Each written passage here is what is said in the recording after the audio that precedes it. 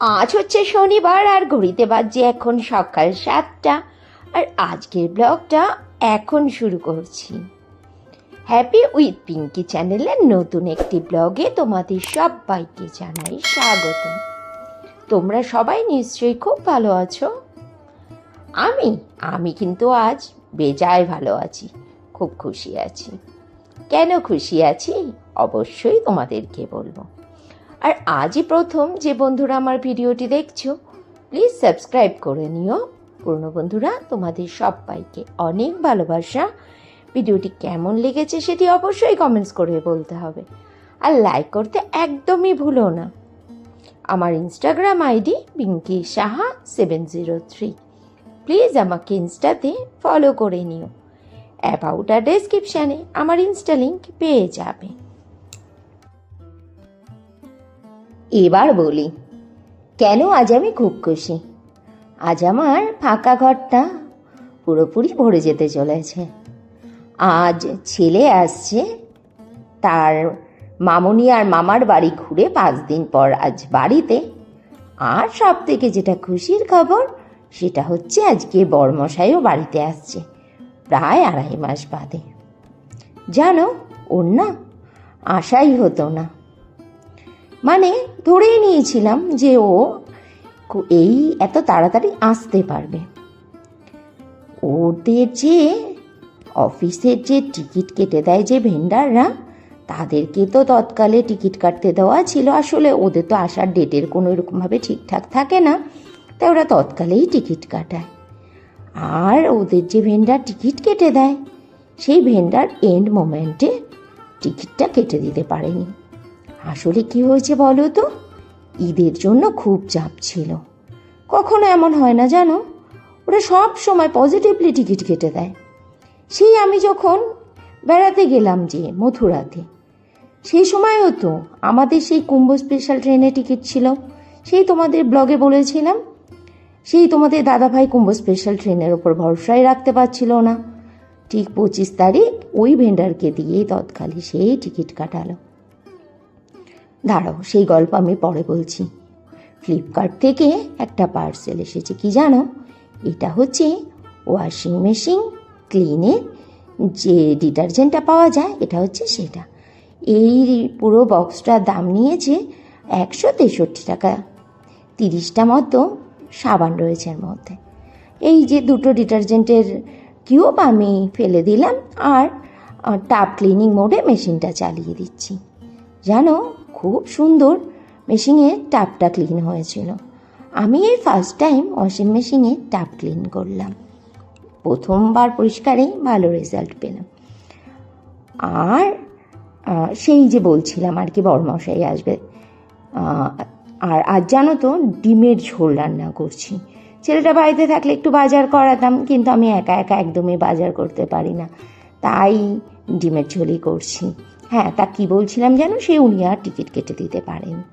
তা ওর তো বাড়িতে আসার জন্য মনটা ছুটে গেছে না, কতদিন হয়ে গেছে বাড়ি ছাড়া। লাস্ট মোমেন্টে ও অনেক কষ্ট করে সে লখনৌ থেকে বেনারস আসলো, বেনারস থেকে তারপরে বর্ধমান থেকে ব্যান্ডেল থেকে নৈহাটি থেকে রানাঘাট, ফাইনালি 5 বার ট্রেন পাল্টে ও আজ বাড়িতে আসতে পারছে। তাও জানো, এসিতে ট্রেনের টিকিট করতে পারেনি, সেই জেনারেল স্লিপারে যে রিজার্ভেশনগুলো হয় না, ওই ট্রেনে করে আসছে। আমার তো বড় চিন্তা হচ্ছে, সেই খোলা ট্রেন, অত লাগেজ নিয়ে, তাও আবার 5 বার ট্রেন পাল্টে আসতে হবে। কিন্তু কি আর করা যাবে, তার যে মন ছুটে গেছে, তাকে যে বাড়িতে আসতেই হবে। আর দেখো না, রান্নাবান্নার জোগাড় জানতি করেই নিয়েছি।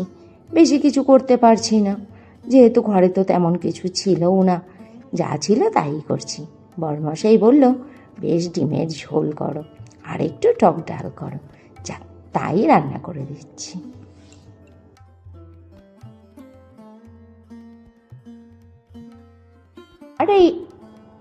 আরে উনুনে করছি ভেন্ডি সর্ষে। আজ অনেক দিন বাদে ভেন্ডি সর্ষে করছি, বেশ ভালোই লাগে জানো ভেন্ডি সর্ষেটা খেতে। আর ডিমের ওপরে ছড়িয়ে দিলাম একটু ধনেপাতা, কষা কষা করেই রান্না করলাম। ডিমের ঝোলটা ভালোই হয়েছিল জানো খেতে।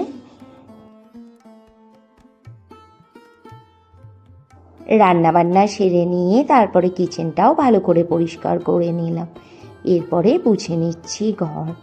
এই যে চৈত্রি মাসটা পড়েছে, প্রতিটা গৃহস্থ বাড়িতেই কাজের তো এখন এক্সট্রা চাপ। ঝাড়া পোছা আমি মোটামুটি শেষের দিকে চলেই এসেছি, প্রায় কমপ্লিট করেই দিয়েছি।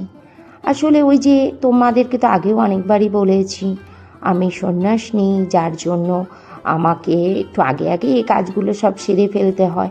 আর এত বড় বাড়ির কাজ বলো, আস্তে আস্তে যদি না করি তাহলে সেরে উঠতে পারবো না, একার হাতেই তো করতে হবে।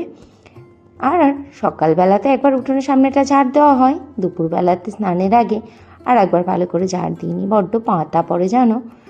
তারপরে রয়েছে কলপারে গাদা গুচ্ছের বাসন, এই বাসনগুলোও নিচ্ছি মেজে। আজ আবার প্রতিষ্ঠার স্কুলে যায়নি, ওর তো আবার পরীক্ষা চলে এসছে, এই জন্য বললো মা স্কুল যাব না, বাড়িতে বসেই পড়াশোনা করি। আমিও আর জোর দিলাম না জানো, একা একা তো ভালো লাগে না সারাটা দিন বাড়িতে, মেয়েটা থাকলে তাও দুটো কথা বলা হয়, আর নইলে সারাটা দিন বোবার মতো। আর ওই যে আগেই বললাম চৈত্রি মাস, সব কিছু পরিষ্কার করা চলছে। ভাবলাম আজকে টয়লেটটাকেও পরিষ্কার করে দিই, যতটা কাজ এগিয়ে নেওয়া যায় আর কি।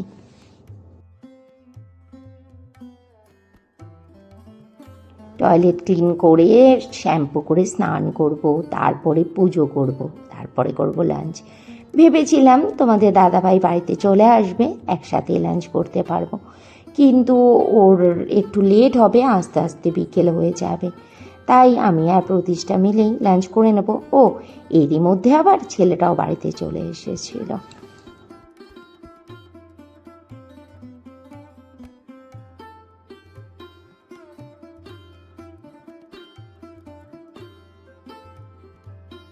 বরমশাই বাড়িতে এসেছিল বিকেল 4:30 বেজেছিল।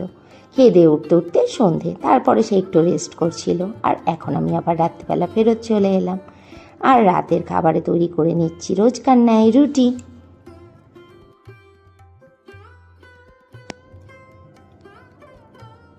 এখন ঘড়িতে বাজছে রাত্রি 10:30, আর ভাত খাওয়ার লোক তো চলেই এসেছে।